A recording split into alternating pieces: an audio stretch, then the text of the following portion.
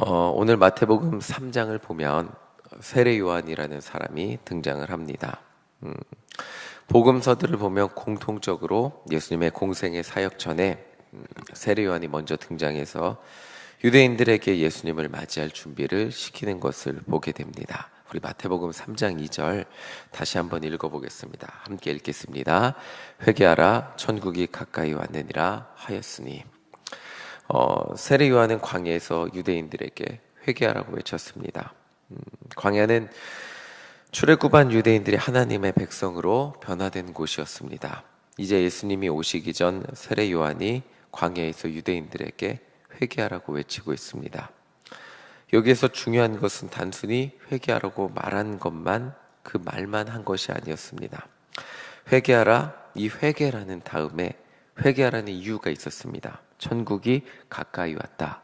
천국이 가까이 왔으니까 너희들은 회개해야 된다 라고 세례 요한이 말했습니다. 단순히 우리가 생각하듯이 천국이 죽어서만 가는 곳이라고 생각한다면, 천국이 가까이 왔다, 그럼 너희들은 언제 죽을지 모르니까, 당장 내일 죽을지 모르니까 너희들은 회개해야 된다, 이렇게 이해할 수 있게 되는데, 이 말이 쉽게 그렇게 그러면 나는 내일 죽지 않을 건데 라고 생각한다면 이 말이 받아들이기 어려울 수 있습니다. 그런데 세례 요한은 유대인들에게 예수님의 오심을 예비하면서 천국이 가까이 왔으니까 회개하라고 외쳤습니다. 이 말을 쉽게 이해하면 이런 것입니다. 예수님 자체가 천국이고 예수님과 함께하는 것이 천국이고 예수님이 그들에게 오셔서 이루어 주시고 경험하게 하시는 모든 일이 천국이라는 말입니다. 예수님이 이 땅에 오셔서 하신 일, 병든 자를 회복시키셨죠. 나면서 걷지 못했던 자들, 보지 못했던 자들을 보게 하시고 걷게 하셨습니다. 그들에게 천국이 무엇일까요? 걸었던 것이, 예수님을 만나서 걷게 된 것, 보게 된 것, 그리고 그들이 죄의 용서를 받아서 이전에 사람다운 대접을 받지 못하다가 하나님의 사랑하는 백성이라는 것을 깨닫게 된 것. 유대인들에게는 하나님의 사랑받는 백성이라는 사람들은 모두 복받고 현실적으로 재물이 많고 종교적으로 권력이 있던 바리새인, 이 사람들만 하나님의 사랑을 받고 이 땅에서 기쁨과 행복을 누리며 살았던 사람들입니다. 그러나 보지 못하고 걷지 못하고 사회에서 소외당했던 사람들은, 그들은 하나님의 사랑을 받을 자격이 없는 사람들이었습니다. 근데 그들에게 당신은 하나님의 사랑받는 백성입니다. 하나님이 당신의 죄도 용서하셨고 당신의 눈도 뜨게 하셨고 이제 죄 용서를 받고 떳떳하게 하나님의 사랑받는 백성으로 살아갈 수 있게 되었습니다. 이것이 천국이었다는 것입니다. 예수님은 이 땅에 오셔서 그렇게 병든 자를 회복시키시고 천국을 경험하게 하셨습니다. 오병이어의 기적으로 굶주린 자들을 먹여주셨고 마귀의 권세 가운데 묶인 자들을 회복시키셨고 낮은 자들과 함께 식사하시면서 세리와 죄인, 사람 대접을 받지 못했던 그 사람들에게 당신들도 하나님의 사랑을 받을 수 있다는 그것을 알려주셨습니다. 외로운 그들을 위로하시고 함께 식사하셨습니다. 예수님과 함께하는 그 순간이 이 땅에서 이루어진 천국이라는 것을 경험하게 하셨습니다. 그것이 세례 요한이 말한 천국이었습니다. 그런데 그분을 맞이하기 위해서 가장 필요한 것이 회개였다는 것이요.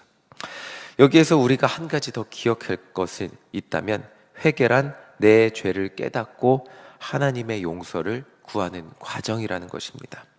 그러니까 내가 죄인이라는 자각과 깨달음이 없다면 회개 자체가 성립이 되지 않는 것입니다. 그러니까 회개라는 것은 하나님, 난 하나님이 필요합니다, 내 죄를 용서해 주세요 라고 하나님 앞에 나아가는 과정이죠. 전도를 해보면 가장 어려운 경우가 내가 죄인이라는 것이 설득이 안 되는 순간입니다. 모든 인간은 죄인이고 그 전도를 받으시는 분도 죄인이라는 것을 인정하신다면 우리는 아무리 그 전도 발제를 설명을 하잖아요. 우리는 모두 귀하게 태어났는데 우리 안에 죄가 임해서 나는 죄인이 되어서 내가 그 죄를 아무리 씻으려고 해도 그 죄를 내 스스로 씻어지지가 않습니다. 그 말이 수긍이 되면 그 다음에는 전도하기가 쉬워집니다. 그런데 선생님의 죄를 용서하기 위해 예수님이 이 땅에 오셔서 예수님이 대신해서 죄를 위해 죽어주셨습니다. 그것을 믿기만 하면 아무리 씻으려고 했던 선생님의 죄가 이제 예수님을 믿기만 하면 씻어지게 되고, 이제 선생님의 마음은 하얗게 됩니다. 선생님의 영혼은 하얗게 깨끗하게 돼서 용서받고 새로운 삶을 살 수 있게 됩니다. 이것이 인정이 되면 눈물을 흘리시기도 하고 영접 기도를 하기도 하는데, 이것을 인정하지 못하면 내가 한평생 그래도 나는 뭐 그렇게 죄를 지고 산지도 모르겠다고, 나는 남에게 피해를 주지도 않고 특별히 나쁘게 살지도 못하겠다고, 산지도 모르겠다고 그렇게 말씀하시면 이 영접기도, 이 복음을 전하는 것 자체가 설득이 성립이 되지 않는 것들을 경험하게 됩니다. 정말 상대방이 죄인이란 사실을 인정하지 않는다면 그분에게는 복음을 전하는 것도, 그분의 복음을 전하는 것이 인정이 되지 않으니까 그분의 삶에 예수님이 필요하시다는 그 필요성도 설득이 되지 않는다는 것을 경험하게 됩니다. 세례 요한은 광야에서 유대인들에게 그 유대인들 자신들이 죄인임을 깨닫고 하나님의 용서를 구하게 하였습니다. 그래야 하나님이 필요한, 우리는 하나님이 필요한 죄인일 뿐입니다. 하나님, 나는 죄인이니까 용서해 주세요. 그렇게 하나님의 용서를 받고 하나님의 그 필요해진 마음 가운데 천국이신 예수님을 경험하게 하게 하는, 예수님을 맞이할 준비를 하게 만드는 것이 세례 요한의 역할이기 때문이었습니다. 우리 3절 읽어보겠습니다. 3절입니다. 그는 선지자 이사야를 통해서 말씀하신 자라 일렀으되 광야에 외치는 자의 소리가 있어 이르되 너희는 주의 길을 준비하라, 그가 오실 길을 곧게 하라 하였느니라. 자, 마태복음은 세례 요한의 사역이 선지자 이사야 선지자의 그 예언을 성취하는 사역이었고, 그 사역은 예수님이 오실 길을 말씀드렸죠. 예수님의 오실 길을 예비하는, 회개하게 하고 예수님을 맞이할 준비를 하게 하는 그 사역임을 설명해 주고 있습니다. 내가 죄인임을 고백하고 변화된 삶을 살아가기 위해서 하나님의 용서와 도우심을 구하는 것, 그것이 바로 예수님을 맞이할 준비라는 것입니다. 오늘도 우리가 하나님 앞에 나와 기도하는 이유도 이와 같을 것입니다.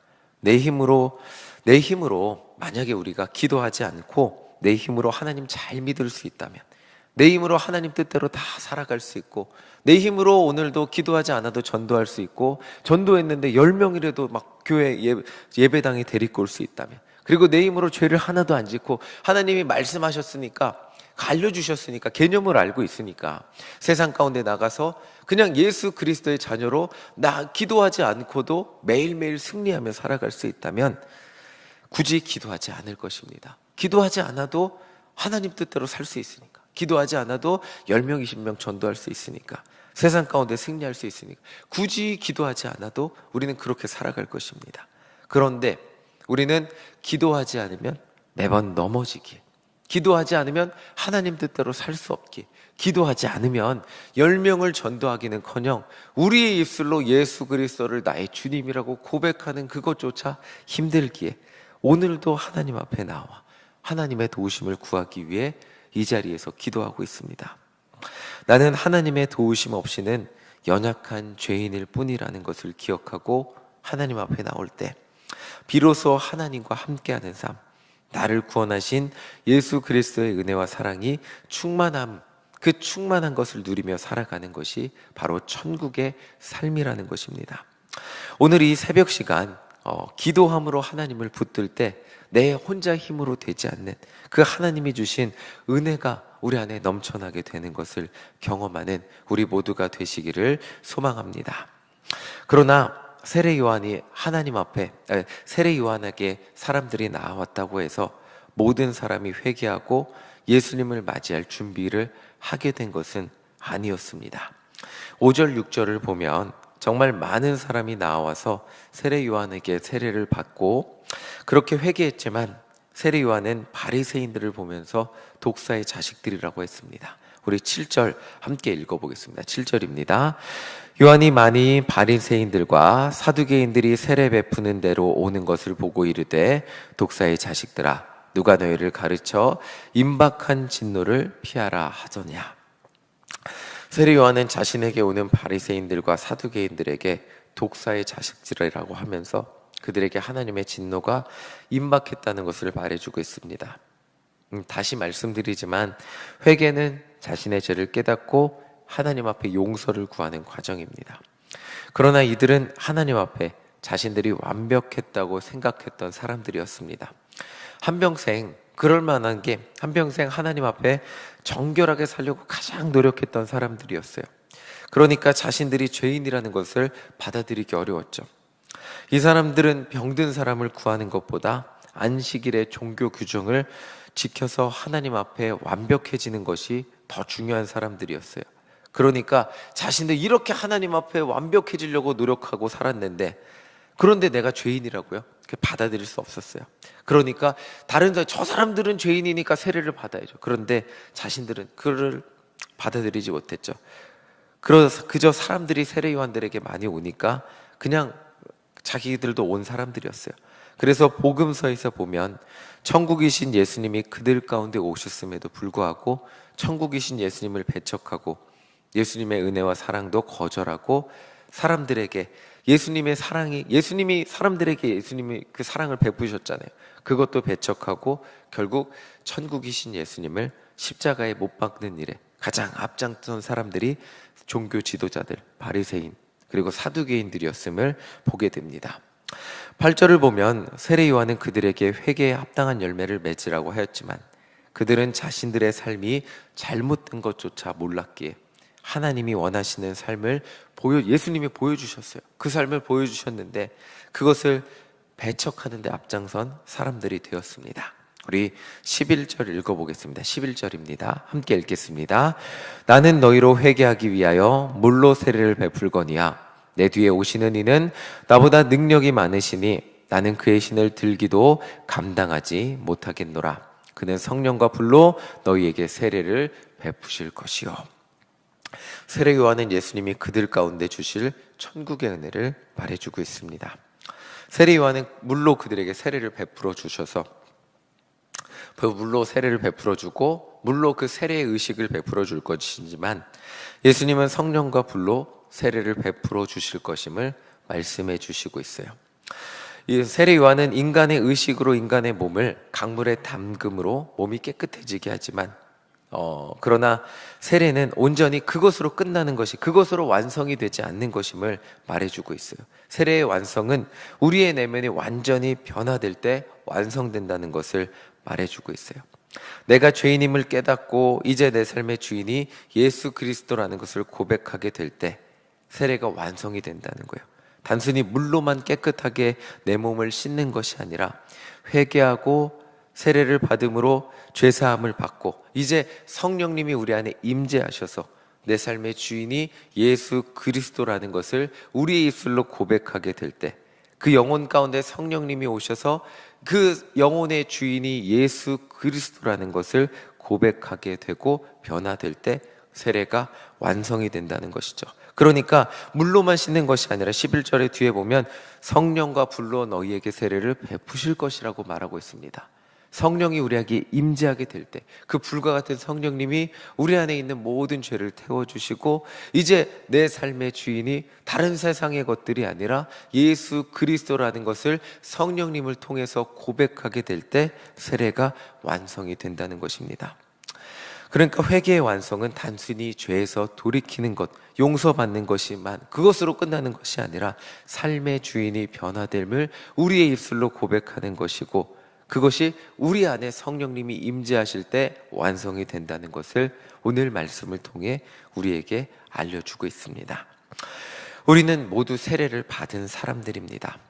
그리스도인으로 살아가는 것은 내 삶의 주인이 더 이상 내가 아니라 성령님인 것을 인정하고 사는 사람들이라는 것을 세례받은 우리는 다시 한번 기억해 보게 됩니다.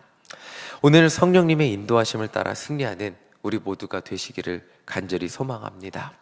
성령님의 인도하심을 따라 기도하고 살아갈 때 비로소 예수님이 내 삶의 주인 된다는 것을 우리 입술로 다시 한번 고백하게 될 것입니다. 그리고 그때 바로 우리 삶에 나타나는 것이 있습니다. 그것이 뭐냐면 회개에 합당한 열매가 나타날 것입니다. 그 열매를 나 혼자 맺는 것이 아니에요. 나 혼자 맺는 것이 아니라 성령님과 함께 맺는 것이고, 그 성령님과 함께 맺기 위해서 오늘 이 자리에 나와서 우리가 기도하는 것임을 기억하시면서 기도하는 여러분들 되시기를 간절히 소망합니다. 그렇게 기도할 때 나 혼자 살아갈 수 없는 그 천국의 삶, 이 땅에서의 삶이 모두가 힘들다고 합니다. 모두가 예수님을 믿건 안 믿건 이 땅에서의 삶은 모두가 힘들다 그래요. 그런데 예수님을 만난 사람들은 천국을 맛보았어요. 삭개오 맛봤고요, 혈루증을 앓던 여인도 맛봤고요, 마귀에 묶여서 쇠사슬에 묶인 그 사람도 맛봤고요, 정말 수많은 예수님을 만난 사람들은 천국을 맛보았어요. 오늘 기도하면서 성령님이 주시는 그 기쁨을 맛보는 우리 모두가 되시기를 간절히 소망합니다. 기도해 주셔서 단기 선교 잘 다녀왔습니다. 근데 한국에서는 되게도 한국이랑 거기랑 온도가 비슷해요. 그런데 선교지는 에어컨이 없어요. 32도에 에어컨이 없는 환경에서 그 80이 가까운 원로 장로님도 선교를 하셨고요. 우리 청년들은 어려서부터 에어컨을 쐬던 청년들이었어요. 조금만 더우면 목사님 더워서 너무 힘들어요 하는 청년들인데, 그 땀이 삐질삐질 나서 온 몸이 젖었는데 그 아이들과 여름 성경학교를 하고 복음을 전하면서 한마디 불평하는 사람들이 없었어요. 왜 불평하지 않았을까요? 그리고 얼굴에 웃음이 사라지지 않았어요. 모두 다 더워서 저한테 목사님 한국 가요 라고 한 사람이 아무도 없었어요. 왜 그랬을까요? 성령님이 원하시는, 성령님이 함께 하시는 일을 그 자리에서 함께 하고, 그리고 그 밤에 돌아와서 은혜를 나눌 때 정말 더워서 한국 가고 싶었던 사람은 단 한 명도 없었어요. 오히려 내가 정말 편한 환경에서 신앙생활을 했구나, 근데 이곳에서 정말 이 덥고 힘든 환경에서 예수님을 전했지만 내 안에 기쁨이 넘쳤다는 고백을 전 듣게 되었습니다. 성령님이 함께 하였을 때 정말 회개에 합당한 열매, 예수님을 전하고 성령님이 함께 했을 때 그 정말 힘들고 어려운 환경에서 복음을 전하는 기쁨을 누리는 그 선교팀이 되는 것을 경험하게 되었습니다. 그 열매, 우리가 정말 오늘 기도할 때 우리 안에 성령님이 주시는 그 천국의 기쁨을 누리며 살아가는 우리 모두가 되실 줄 믿습니다. 환경이 편해서 그런 것이 아니라, 삶이 쉬워서 그런 것이 아니라, 성령님이 함께 하시면 그 어떤 환경과 그 어떤 어려움에도 하나님의 일을 감당하는 기쁨과 은혜를 우리 삶의 자리에서 오늘도 누리게 되는 우리 모두가 되실 줄 믿습니다. 기도할 때 그 은혜가 우리 안에 넘치고 성령님의 도우심으로 말미암아 삶의 자리에 나아가서 그 삶의 기쁨을 누리며 승리하는 우리 모두가 되시기를 간절히 소망합니다. 아멘.